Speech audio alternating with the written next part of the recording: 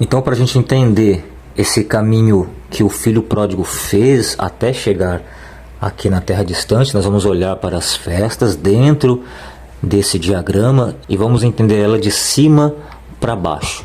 Família celestial, filho pródigo, shalom, meus irmãos. Tudo bem com vocês?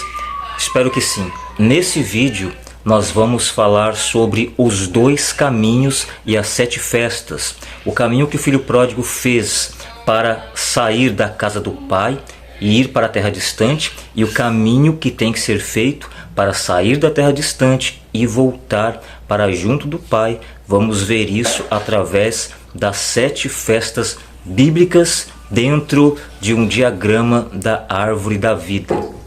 Aqui, através das festas, usando esse diagrama, nós vamos conseguir entender como que as festas elas estão revelando também um caminho tanto de subida, como também nos revela o caminho de descida, que é o caminho feito pelo filho pródigo, quando ele sai da casa do pai, e vai parar na onde? Vai parar no, deixa eu colocar aqui embaixo, vai parar no Egito. Vai parar no Egito. O Egito significa o quê? Significa a terra distante. A terra distante. Então nós vamos entender que em estado original, o filho pródigo está onde? Está em seu estado mais elevado, junto com o pai, no seu estado elevado. Então, para a gente entender esse caminho que o filho pródigo fez até chegar aqui na terra distante, nós vamos olhar para as festas dentro desse diagrama e vamos entender ela de cima para baixo, ok? De cima para baixo, a princípio, estamos em estado elevado, o filho pródigo estava em estado elevado e ele começa a cair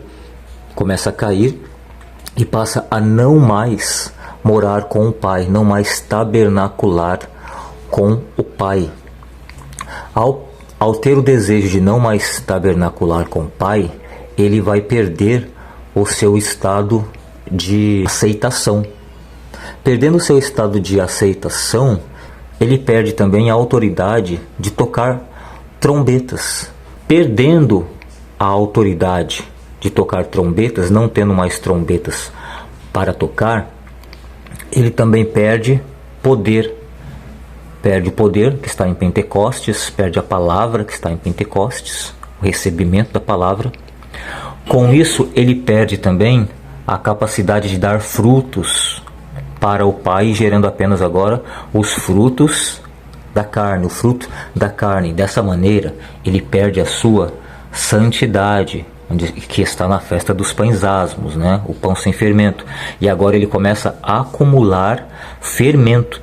Acumulando fermento, ele decai para o Egito, longe da santidade, longe do pai, longe da autoridade, longe da aceitação, longe da moradia celestial.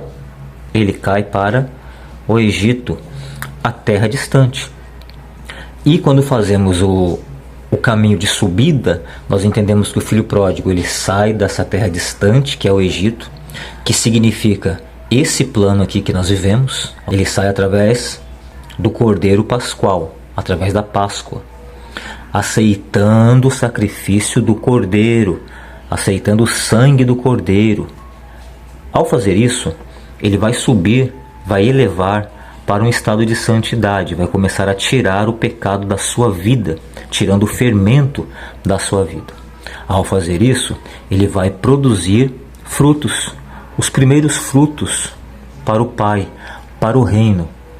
Ao fazer isso, ele vai receber do Pai o Espírito, o poder, a autoridade, vai receber a palavra escrita no coração dele.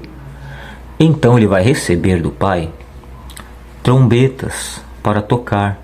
Ele vai receber mensagens, ensinamentos, alertas, vai fazer chamados ele vai começar a tocar trombetas na terra. Então, após ele cumprir a sua missão, ele recebe então a expiação. Essa expiação que ele recebe, ela já foi dada, iniciada a ele aqui em Páscoa, porque todas as festas estão conectadas com a Páscoa. A Páscoa é a base para todas as outras festas, como se ela fosse uma raiz ou um tronco, aonde as outras festas vão ser ramificadas, tá? Então, ele recebe, após ele cumprir a sua missão, tocando trombetas na terra, ele vai receber a expiação de seus pecados, né? Através da volta do Messias, né? Que é o mesmo Cordeiro Pascual. E então, ele vai estar apto a entrar em tabernáculos, onde o Pai começa a recebê-lo novamente, para que ele more com o Pai novamente. Então ele entra em tabernáculos e dessa maneira ele volta a um estado elevado. É muito importante nós entendermos que a Páscoa, o Pêssar, é a base das outras festas, é a base das demais festas bíblicas. O Pêssar é considerado a festa bíblica mais importante por diversas razões. Ela não apenas comemora a libertação do povo hebreu da escravidão do Egito, mas também serve como base para as demais festas bíblicas. Então, como eu mostrei, existe um retorno para a casa do pai, parábola do filho pródigo, né? O filho tem que retornar, mas não podemos esquecer que o filho pródigo, ele saiu da casa do pai, ele desceu.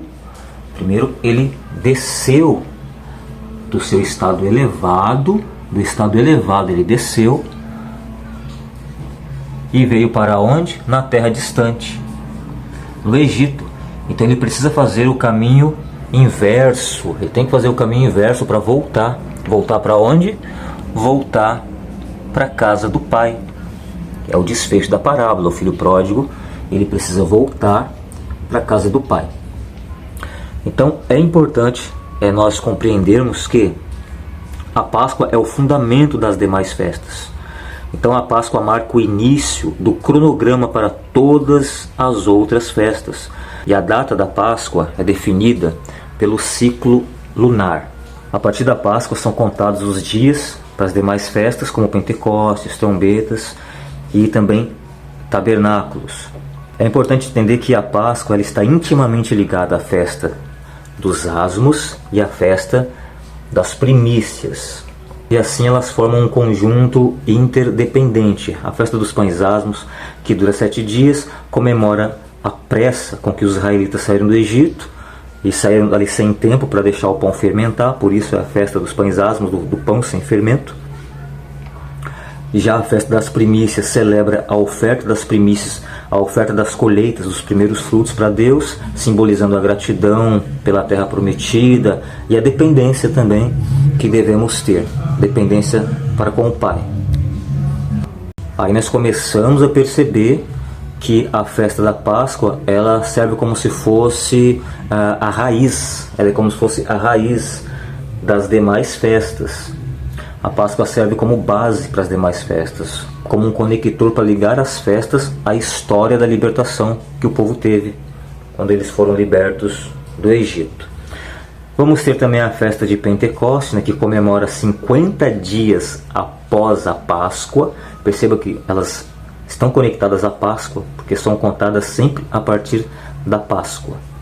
Então a festa de Pentecostes comemora 50 dias.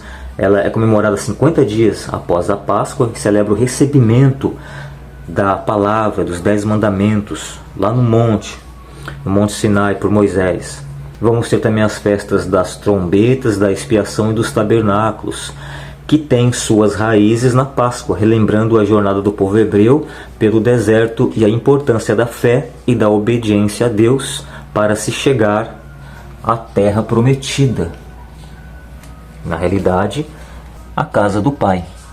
Então, ainda falando sobre a Páscoa, é importante nós entendermos que a Páscoa vai nos fornecer um senso de identidade que pode ser transmitido de geração em geração para relembrar a história da libertação e a promessa divina feita para o povo. A promessa de retornarmos para casa, a promessa de entrarmos na nossa pátria, no lar celestial. Então, através da Páscoa, o povo de Deus se conecta com suas raízes e com a missão de ser um reino de sacerdotes e uma nação santa na terra.